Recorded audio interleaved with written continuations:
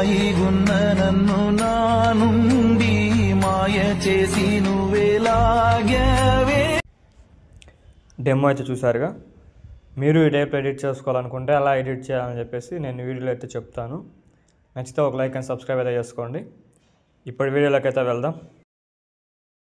First మనం ఏం చేయాలంటే నేనైతే డిస్క్రిప్షన్లో ఒక ప్రీసెట్ అయితే ఇస్తాను. మీరు ఆ ప్రీసెట్ అయితే ఓపెన్ చేసుకోండి. మనకు ఓపెన్ చేసుకుంటే ఇలా అయితే వస్తుంది. మీరు ఫస్ట్ ఏం చేయాలంటే ఇలా కిందకైతే స్క్రోల్ చేసుకోండి. స్క్రోల్ చేసుకున్న తర్వాత ఏం చేస్తారంటే ఇక్కడ చూడండి, పిక్ 1 పిక్ 2 అని చెప్పేసి అయితే అలాగైతే పిక్స్ అయితే ఉంటాయి. ఒక 9 పిక్స్ అయితే దీనైతే మీరైతే పిక్స్ అయితే యాడ్ చేసుకోవాలి. గ్రూప్లో అయితే ఎలా యాడ్ చేసుకోవాలో ఒక 2 పిక్స్ అయితే చెప్తా చూడండి శాంపుల్ అయితే. ఫస్ట్ మీరు ఏం చేస్తారంటే పిక్ 1 అని చెప్పేసి ఉందిగా, దాని మీద అయితే క్లిక్ చేసుకోండి. క్లిక్ చేసుకున్న తర్వాత చూడండి ఒకసారి మనకైతే అక్కడ మనకి బాక్స్ ఎలా వచ్చిందంటే రెక్టాంగులర్ టైప్లో అయితే వచ్చింది. అప్పుడు మీరేం చేస్తారంటే రెక్టాంగులర్ ఫోటో మన దగ్గర ఉండకపోవచ్చు. అప్పుడు మీరు ఏం చేస్తారంటే మ్యాక్సిమం మీరు రెక్టాంగులర్ ఫోటో లేకపోయినా సరే బ్యాక్గ్రౌండ్ అనేది మనకి ఎక్కువ ఉండి ఫోటో తక్కువ ఉంటే మనకైతే ప్రాబ్లం లేదు. ఒకసారి నేనైతే ఇప్పుడు చూపిస్తా చూడండి.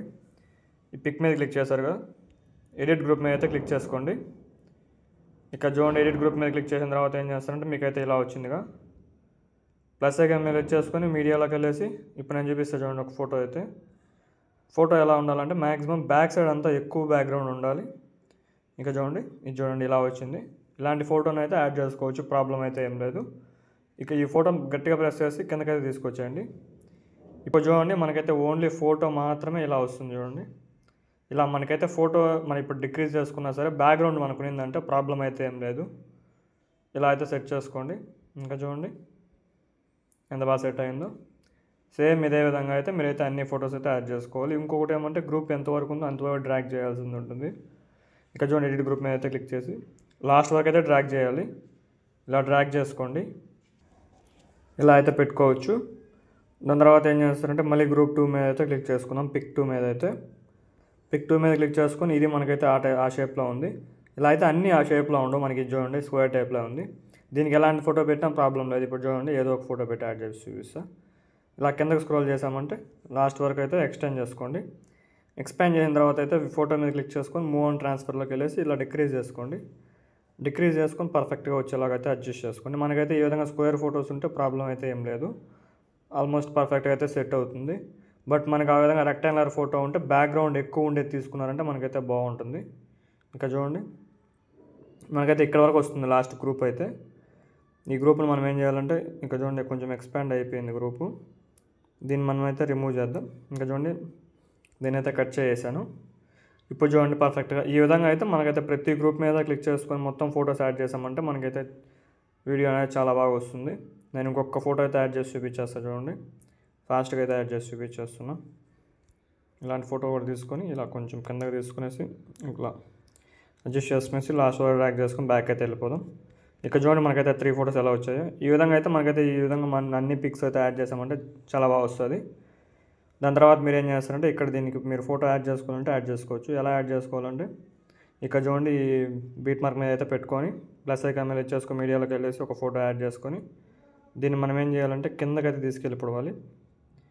కిందకి తీసుకెళ్ళిన తర్వాత ఏం చేస్తామంటే దీన్ని 3 డాట్స్ మీద ఇచ్చేసుకొని ఫిల్ కంపోజిషన్ ఏరియా అని చెప్పేసి ఉందిగా, దాని మీద అయితే క్లిక్ చేసుకొని మీరు ఏం చేస్తారంటే మీరు ఒక బీట్ మార్క్ మీద కన్నా పెట్టుకోవచ్చు, లేదా ఇంకో బీట్ మార్క్ వరకు పెట్టుకోవచ్చు. ఇక్కడ చూడండి మనమే ఇక్కడ ఒక ఓన్ బీట్ మార్క్ ఇచ్చేసి దీన్ని కట్ చేద్దాం. నెక్స్ట్ ఇంకో ఇది వచ్చేటట్టయితే మీరు వేరేది పెట్టుకోవాలన్నా పెట్టుకోవచ్చు. ప్లస్ ఐకాన్ మీద ఇచ్చేసుకొని మీడియాలోకి వెళ్ళేసి ఇలా 2 అన్నా పెట్టుకోవచ్చు, లేదా సింగిల్ ఫోటో అయినా పెట్టుకోవచ్చు, అది మీ ఇష్టం. ఫోటో మీద ఇచ్చేసుకొని ఇప్పుడు పైన 3 డాట్స్ మీద ఇచ్చేసుకొని ఫిల్ కంపోజిషన్ ఏరియా అయితే చేయండి.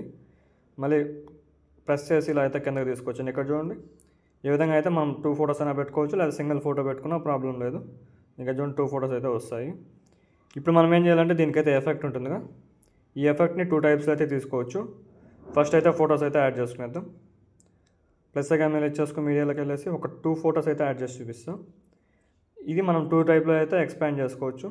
ఫస్ట్ అయితే ఫోటో మీద ఇచ్చేసుకుని మూవ్ ఆన్ ట్రాన్స్ఫర్లోకి వెళ్ళేసి ఇలా ఎక్స్పాండ్ చేసుకోవచ్చు. ఇంకొక ఎక్స్పాండ్ ప్రాసెస్ అయితే నేను చూపిస్తాను చూడండి. ప్లస్ ఐకాన్ మీద ఇచ్చేసుకుని మీడియాలోకి వెళ్ళేసి నెక్స్ట్ ఇంకో ఎక్స్పాండ్ ఎలా చేసుకోవాలంటే పైన 3 డాట్స్ మీద ఇచ్చేసుకొని ఫిల్ కంపోజిషన్ ఏరియా చేశారంటే ఎక్స్టెన్షన్ పార్ట్ అయితే కట్ చేసేయండి. సేమ్ ఇదే విధంగా మీరు ఏం చేస్తారంటే టోటల్ ఫొటోస్ అన్నీ యాడ్ చేసుకునేయండి. ఇప్పుడు మనం ఏం చేయాలంటే దీనికి వచ్చిన బీట్ మార్కు ఎలా తీసుకోవాలి, దీనికి వచ్చిన మనం ఇచ్చాం కదా ఎఫెక్ట్స్ అయితే, ఈ ఎఫెక్ట్స్ ఎలా తీసుకోవాలో చెప్తా చూడండి. ఇక్కడ ఎఫెక్ట్స్లోకి వెళ్ళేసి పైన 3 డాట్స్ మీద ఇచ్చేసుకొని కాపీ ఎఫెక్ట్ అయితే చేసుకోండి.